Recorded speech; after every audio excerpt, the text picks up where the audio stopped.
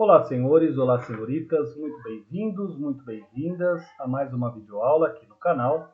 Dessa vez, uma aula de História da Arte, dando continuidade e finalizando os nossos estudos sobre a arquitetura romana. Moçada, lembrando que dentro da arquitetura, nós já estudamos os teatros, anfiteatros, as estradas, as pontes, os aquedutos e, finalmente, iremos agora finalizá-la com as termas e com o Fórum Romano. Lembrando que o Fórum Romano ele é composto, né? É um espaço arquitetônico, é um espaço público que concentra uma grande quantidade de esculturas, todas elas com as suas peculiaridades, certo? Então, vamos aqui para as nossas imagens. Essa imagem que vocês estão vendo é uma imagem evidentemente atual de uma das pouquíssimas termas que ainda estão em funcionamento. Essa daqui, em Bristol, na Inglaterra, ela hoje é alugada para fazer eventos, né, para fazer festas, enfim, festas de casamento. É claro que a sua piscina, vamos dizer, ou as partes próprias das termas, elas não estão mais sendo utilizadas, né? Então, o que se manteve é propriamente o espaço, né? O espaço das termas. É um espaço muito amplo, e em que hoje se aluga para fazer diversos tipos de eventos, como eu havia dito a vocês. O que nós podemos perceber vejam as colunas, moçada. As colunas é do tipo mais simples. Lembram-se lá das ordens da arquitetura grega? Dórica, jônica, coríntia. Então, a dórica, veja como que é muito simples, né? Lembrando que os romanos, eles não estavam preocupados primeiramente com a estética da instalação do prédio, mas com a sua utilidade. Nunca se esqueçam disso. Se vocês tiverem que guardar uma única coisa sobre a arte romana, é justamente essa. Ou seja, toda a arte gira em função da sua utilização, da sua praticidade e não, em primeiro lugar, na sua estética, na sua beleza.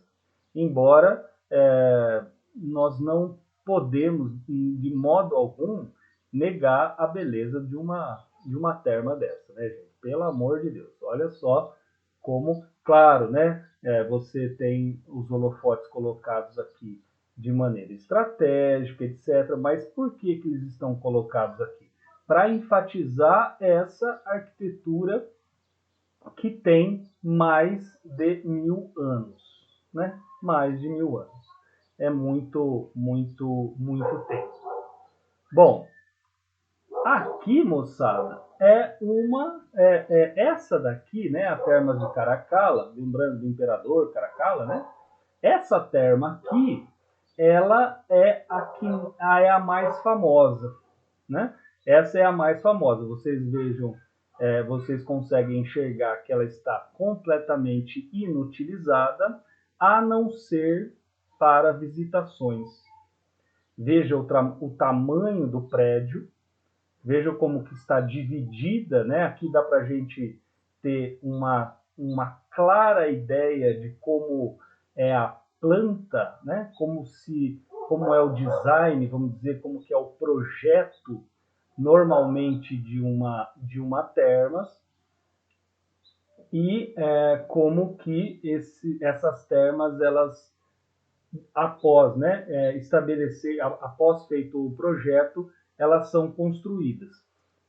Hoje, de todas as termas ainda existentes, se eu não estou enganado, moçada, nós temos apenas 4 de 30, em torno de 30 que foram construídas. Nós temos apenas 4 em estados. Eu mostrei para vocês a de Bristol é a mais bem conservada. Essa de Caracalla é a que se manteve, a sua estrutura, né, o seu esqueleto se manteve por mais tempo, embora ela não seja utilizada a não ser como ponto turístico. E o que sobrou das outras duas são partes, são apenas partes, seja da própria casa de banho, seja de um quarto, seja de um vestiário, mas nós não temos nem um resquício de algo minimamente completo, né? São apenas fragmentos das outras duas que sobraram, certo? Avançando aqui, olha que coisa mais sensacional, moçada. A planta ou uma planta das casas de banho. Vamos olhar com detalhes aqui, né? Vamos tentar nos inserir dentro daquele ambiente. Então aqui você tem os lavatórios. Veja, ó, o vestiário das mulheres, a sala de aquecimento das mulheres, a sala quente, chamada até de sauna em alguns lugares, de água quente. Eu vou comentar cada um desses aspectos. A sauna propriamente masculina. Você tem aqui as furnas que funcionam como geradores de calor. Aqui também uma sala de aquecimento masculina, a sala quente, o jardim, né, ou então o local, né, yard, o quintal, o local em que os homens praticavam exercícios, as piscinas, a sala, o vestiário masculino e, de novo, aqui o caudário, era chamado de caudário, que eram as salas de água fria. Bom, moçada, dá uma olhada aí, o que já deu para perceber? Deu para perceber que as casas de banho, elas não eram exclusividades masculinas, certo? Tanto mulheres quanto homens poderiam visitar essas instalações. Você, a princípio, em algumas casas de banho você pagava, em outras casas de banho era público, porém se fazia o máximo de esforço possível para não frequentar as públicas. Porque, lembrando que era uma sociedade altamente escravocrata e que, como comentado, nas aulas de história você estudou com certeza muito melhor isso que eu estou dizendo, o título, vamos dizer assim, o título de escravos, né, ou a categoria escravos, ela era muito flutuante. Então, nas casas de banho gratuitas, provavelmente você iria lá se deparar com escravos ou com pessoas que recentemente deixaram de ser escravas, né? Os homens livres lá que deixaram de ser escravos. E é evidente que se você fosse um homem livre e passasse a ser escravo e depois voltasse à sua condição inicial, socialmente isso não era lá muito bem visto, né? Alguém que deixou de ser escravo, que era livre, se tornou escravo, voltou à condição de ser livre, não era bem visto pelos romanos, pela sociedade romana de uma maneira geral. Então, para você não correr o risco, digamos, de ser confundido ou de ser taxado como um escravo, se pagava, normalmente se pagava, não era lá muito caro o acesso, se pagava para frequentar essas terras. Porém, embora o acesso ele não seja lá muito caro, todos os serviços eles eram cobrados. Então, quer dizer, ao fim e ao cabo, né, você tinha lá que desembolsar uma quantia razoável de dinheiro. Por exemplo, se você quisesse simplesmente tomar sauna, né, e ir para a sauna, você pagava lá. Só que para você ir na sauna, você tinha que passar pelo vestiário, você tinha que deixar as suas roupas lá guardadas, você provavelmente deveria tomar banho antes de entrar, né, na sauna e etc. Todos esses serviços eles eram pagos. Se você quisesse fazer exercício, se você quisesse fazer todos esses serviços, né? Falei exercícios, ou seja, todos esses serviços eles eram pagos. Se você quisesse fazer musculação, você teria que pagar também. Enfim, não há nessa planta, não há uma designação de um local específico para que as mulheres pudessem fazer exercícios. Não há nessa planta, né? Não há na planta desta casa de banho. Por quê? Porque o normal era que existisse, certo? Bom, o que mais nós podemos falar aqui é que nós tínhamos três, né? Aqui eu falei para vocês as furnas ou as fornalhas, e elas que mantinham a temperatura da água, né? Lembrando, vocês devem estar lembrados do hipogeu, né? O hipogeu, lembra aquela parte do subsolo dos teatros, particularmente lá do Coliseu? Você também tinha subsolos, todos eles repletos de tecnologia e de engenharias, para que mantivessem a água que vinha pelos aquedutos na temperatura desejada, né? Na temperatura desejada.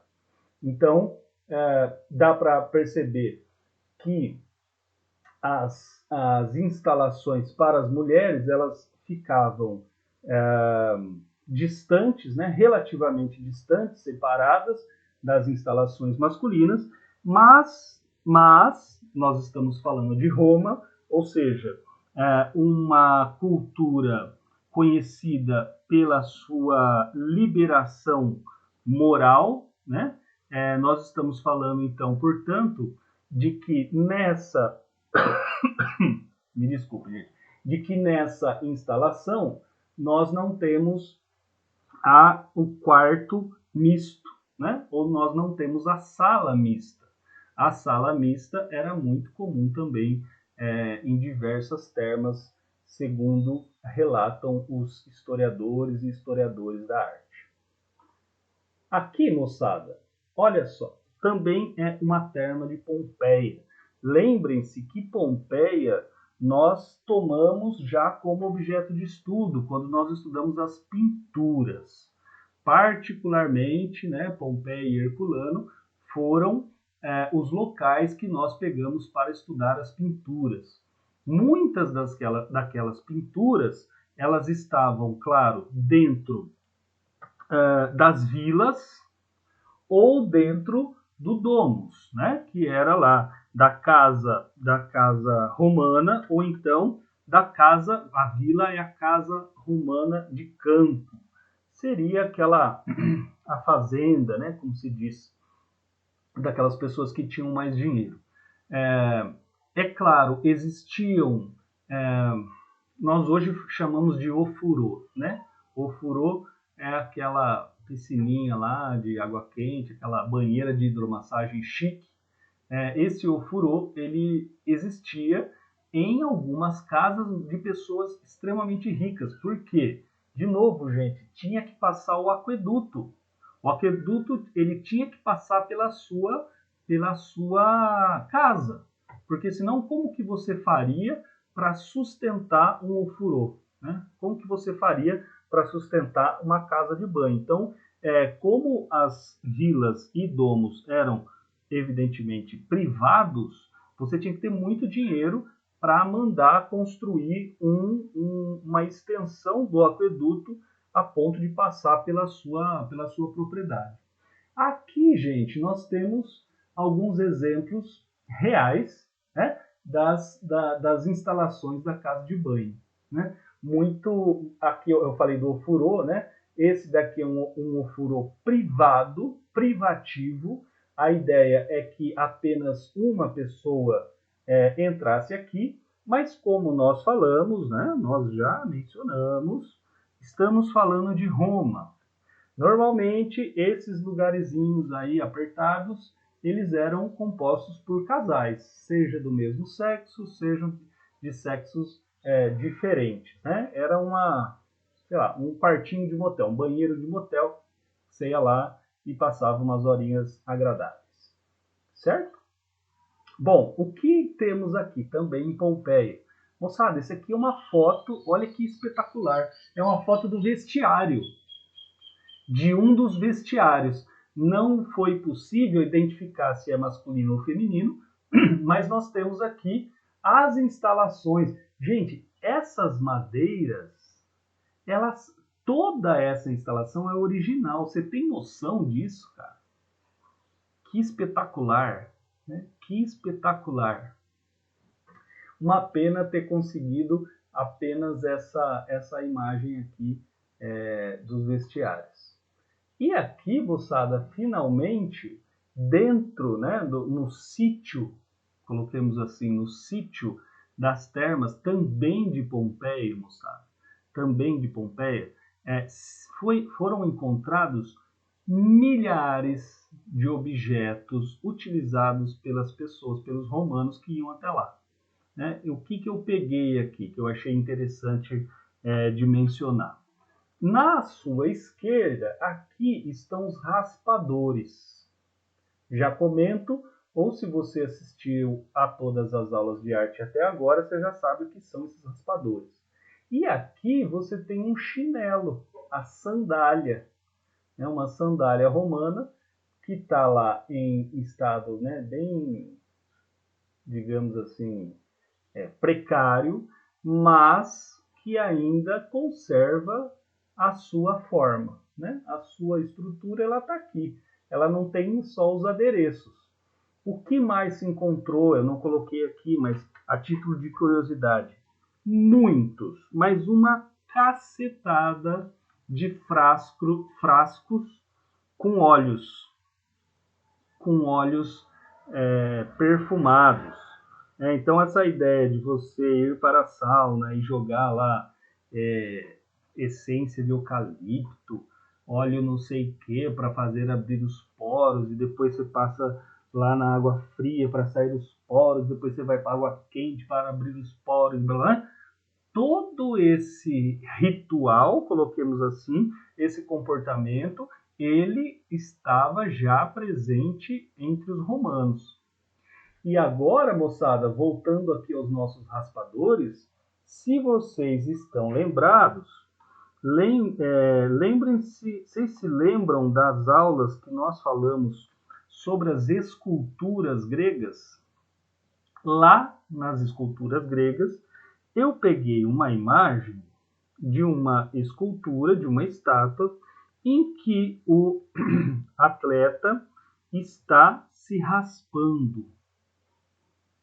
Vocês estão lembrados disso? Ele estava tomando banho, né? Como era esse banho?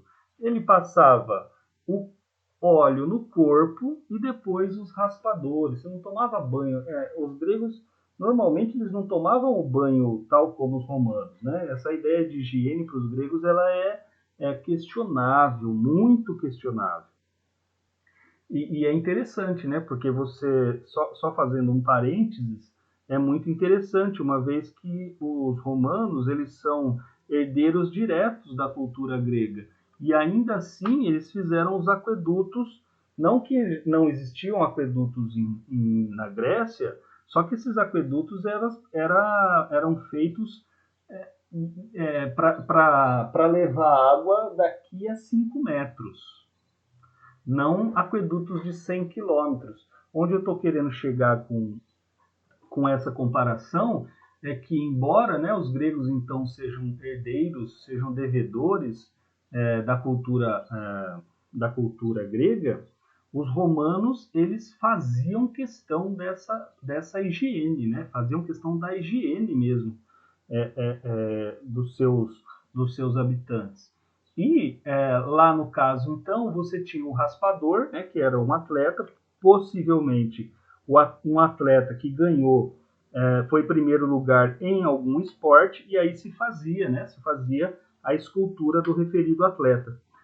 E lá naquela escultura é possível vê-lo se raspando, ou seja, tomando banho.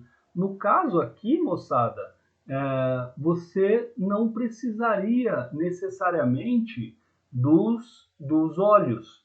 Por quê? Porque o óleo, para o grego, ele servia para que a raspagem ela fosse mais efetiva. Quer dizer, para que o raspador ele deslizasse na pele sem tanto desconforto e que pudesse limpar, né, melhor. No caso aqui dos romanos, uma vez que você está, lógico, né? Acho que todo mundo já foi aqui numa sauna, né? Uma vez que você já está com a pele toda amaciada pelo... Ô, gente.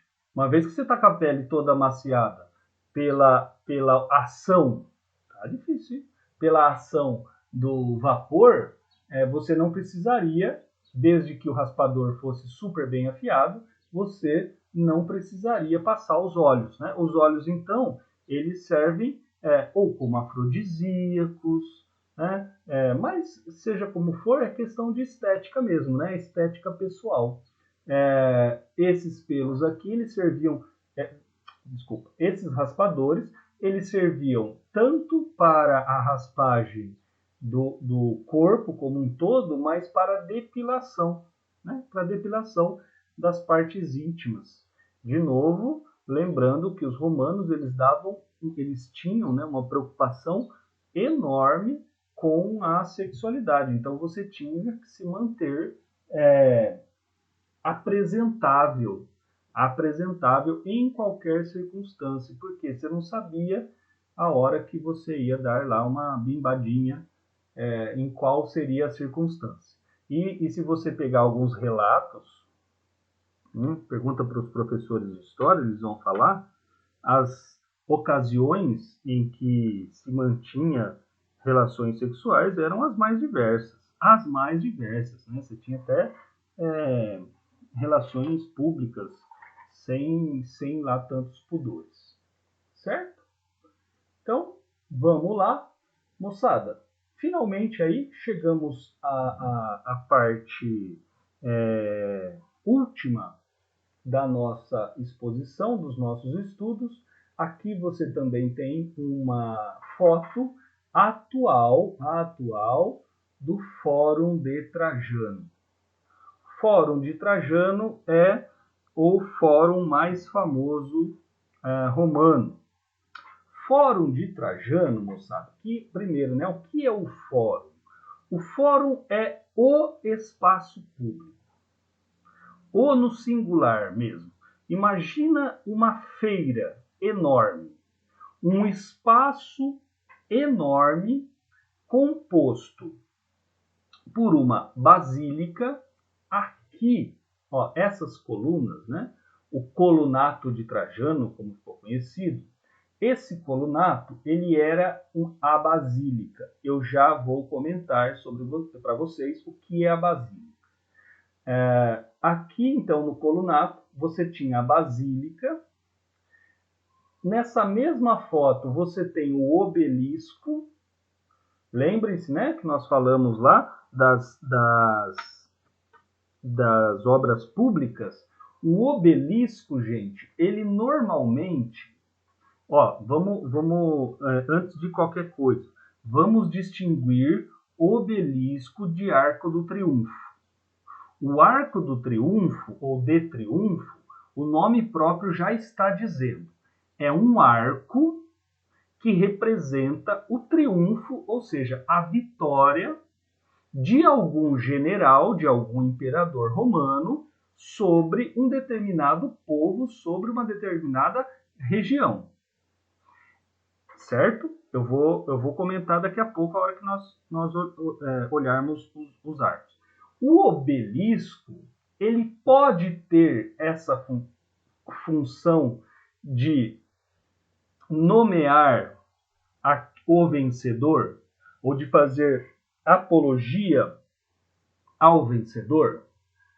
Pode, porém, são casos raríssimos. Então, para que você consiga distinguir obelisco de arcos de triunfo, você coloca assim, o obelisco, moçada, ele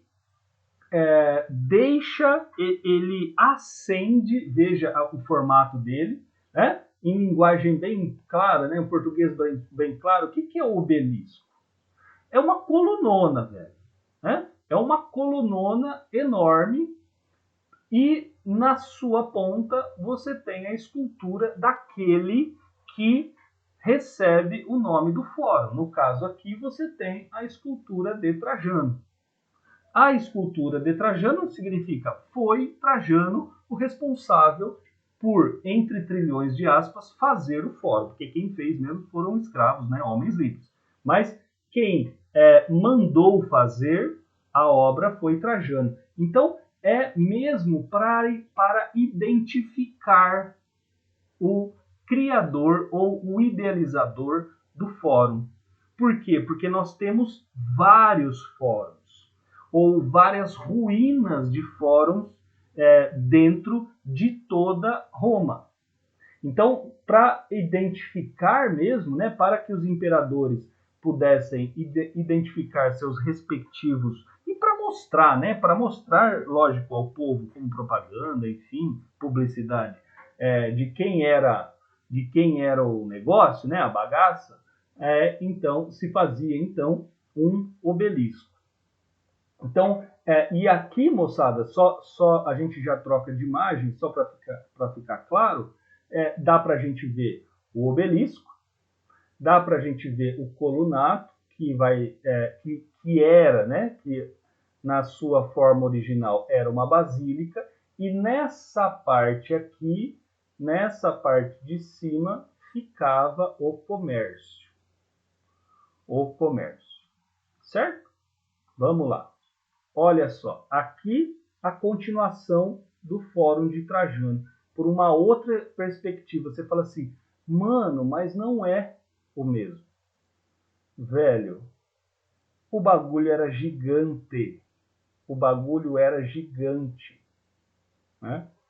É aí que eu tô querendo chegar. Uma das partezinhas que nós vimos lá atrás é o comércio. O comércio, ele está tomando toda essa parte aqui e ele vai se enveredar para cá. Aonde aquela foto que nós vimos, ela está aqui. Ela está nessa parte aqui. Certo? Avançando, lá, o Arco do Triunfo, Constantino no século IV. Olha só, moçada. Olha só a diferença lá do obelisco para o Arco do Triunfo. O Arco do Triunfo, ele parece estar isolado. Ele não parece estar, né? Ele está isolado. Veja, inclusive, que aqui, como ponto de visitação, né? Ele está cercado, ó. Ele está cercado. Ele é só isso. Ele é a marca, ele é o ponto de material, ele é o ponto material, ele é o ponto histórico que dá, né, que nos informa da vitória de Constantino. Aqui, especificamente, contra contra não, né? Com a invasão, né, de Constantino ao Oriente Médio.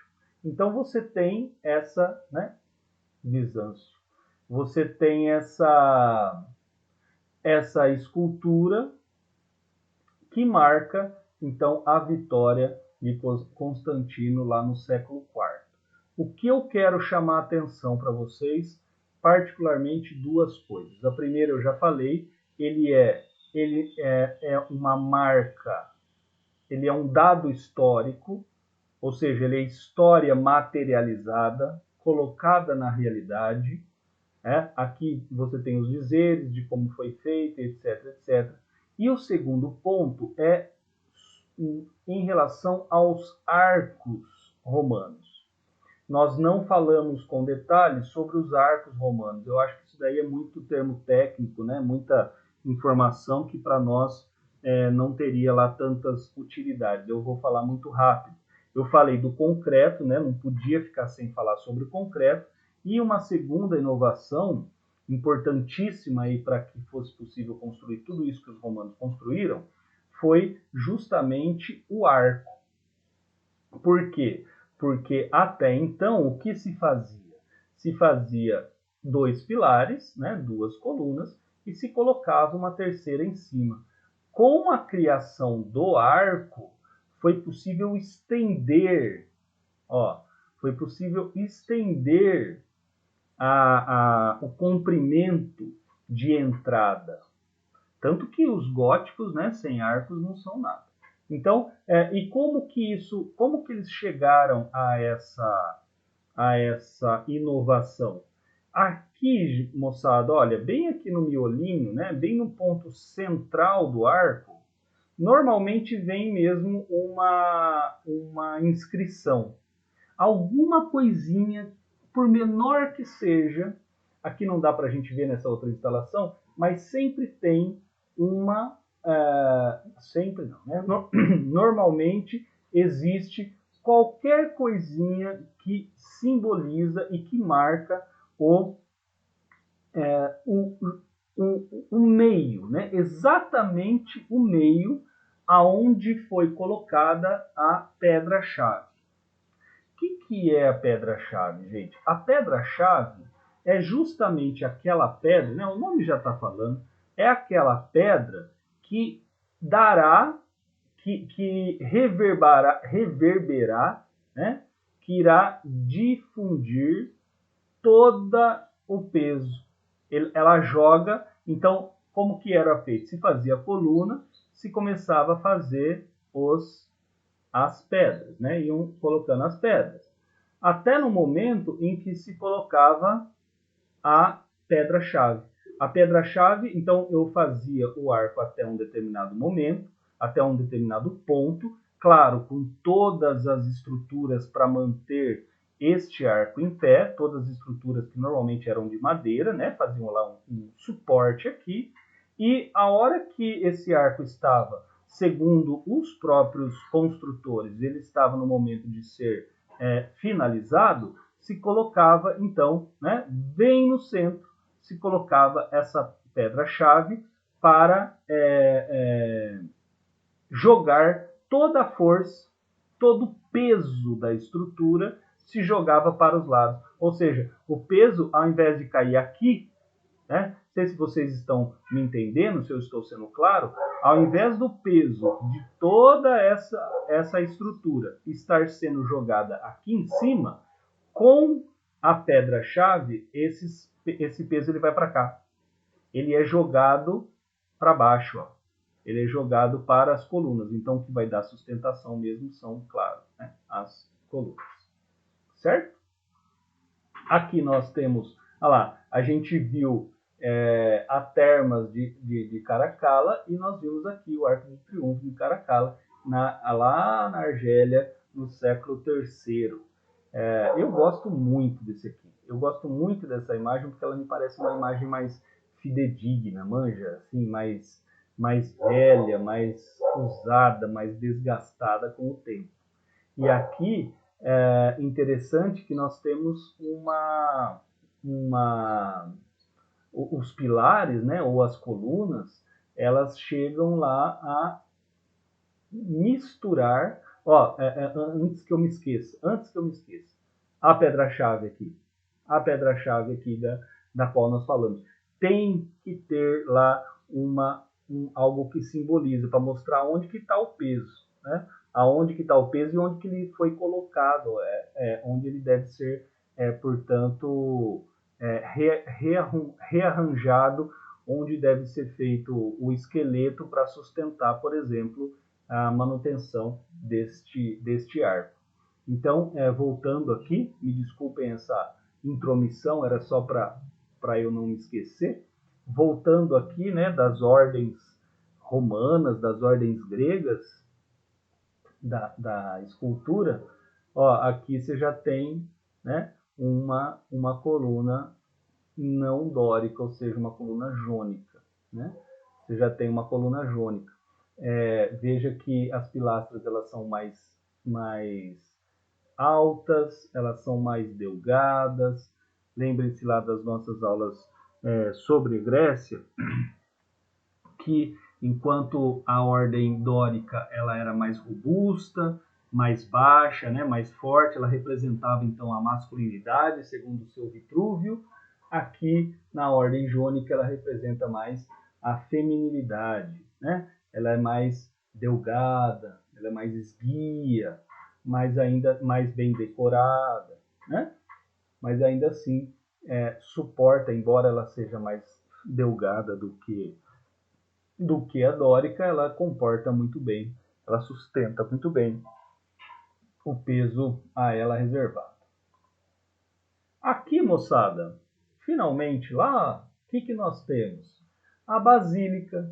Lembra que nós, né? Eu ia mostrar todo o fórum, mas não tem condições, né? Não tem condições.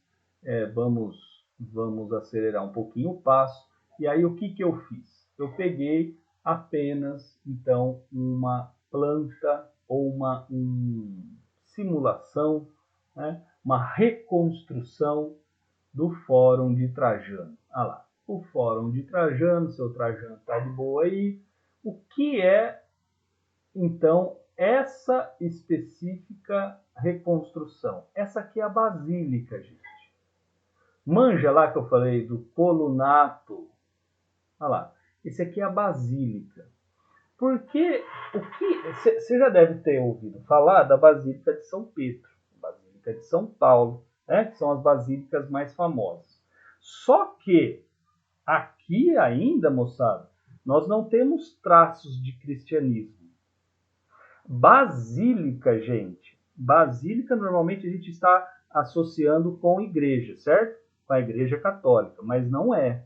Basílica é um tipo de escultura que é aberta, que é muito espaçosa e que serve para fazer trocas comerciais. Pode ser o ambiente de discussão política, mas não é ainda a assembleia, certo? São as pessoas que fortuitamente, ocasionalmente, elas se reúnem para conversar sobre diversos assuntos, é onde se dá a vida pública. Por que os gregos, pergunta importante para vocês, por que os gregos não têm basílicas? Ou por que os fóruns gregos, né? O fórum grego não tem basílica? Porque, moçada, a basílica ela foi projetada para que as pessoas para que as pessoas trabalhassem dentro da instalação. Dentro da instalação. Quando nós estudamos os gregos, a gente percebe o quê? Que a parte, digamos assim, o teto, né, ou a parte coberta de alguma instalação no fórum, ela é sempre fechada. Por quê? Porque a característica dos gregos era fazer comércio fora das instalações. A característica dos romanos é trazer diversos serviços para dentro das instalações. Por isso que se construiu as basílicas, por isso que elas são muito bem amplas, né? Muito bem arejadas, porque nós tínhamos diversos serviços aqui dentro. Uma ideia, inclusive, de estabelecer os postos de trabalho. O que em determinado local, o que se faz açougueiro, peixeiro, marceneiro, ferreiro, enfim. E aqui um outro desenho. Olha só, gente, que coisa maravilhosa, né? Da Basílica. Um lugar muito aberto, mas infelizmente está sem os grupos de trabalhadores, né? Está sem os trabalhos. Se faziam trocas comerciais, se arranjavam, né? Acordos comerciais, enfim. Muito, muito bonito, né? Espaço super arejado. E aqui dá pra gente... É claro que como é uma reconstrução, e mais do que isso, né? Um desenho, coloquemos assim, né? Uma figura, não dá pra gente ter muita... não dá pra gente acreditar muito nas proporções em que foram dados os elementos. Mas seja como for, aqui a proporção ela está muito grande, tá, gente? Aliás, a proporção está grande, não. A proporção aqui está errada. Por quê? Porque os homens, eles não são assim tão pequenos em relação às colunas, tá? As basílicas, elas são grandes, mas elas são muito mais compridas, elas são muito mais extensas para as laterais do que de altura, certo? Aqui dá a sensação de que se um homem normal tem 1,80 m, você coloca dois aqui, ela tem que ter 200 metros de altura, né? Você tem que colocar, sei lá, 100 homenzinhos em cima um do outro para dar na altura. Tá bem forçado, mas eu só peguei essa imagem para vocês terem uma sensação, né, uma experiência do que é a basílica. Beleza, gente? Então, voltemos aqui. Opa! Pronto, moçada. Então é isso. Nós finalizamos. Eu achei por bem, né? Eu achei por bem. Fica a explicação. Deixarmos de estudar as vilas e os domos, afinal de contas ia tomar muito tempo nosso, né? Nós temos aí 7 aulas sobre Roma. A apostila ela destina no máximo 2 aulas. Só que também é muito pouco, né? Muito pobre, só 2 aulas para falar sobre essa infinidade de informações, de construções, de exemplos artísticos, né? De uma maneira geral. Então, eu preferi estender um pouco a aula, mas é claro que eu também não posso estendê-la à exaustão, né? Então, moçada, nós finalizamos agora a arquitetura romana e, por consequência, nós finalizamos a arte romana. O nosso próximo passo, os nossos próximos estudos se darão dentro da arte bizantina. Beleza, moçada? Um beijo para vocês. Muito obrigado pela atenção de vocês, pela paciência de vocês. Foco. E é isso aí, tamo junto. Precisar dar um toque aí. Beleza? Valeu!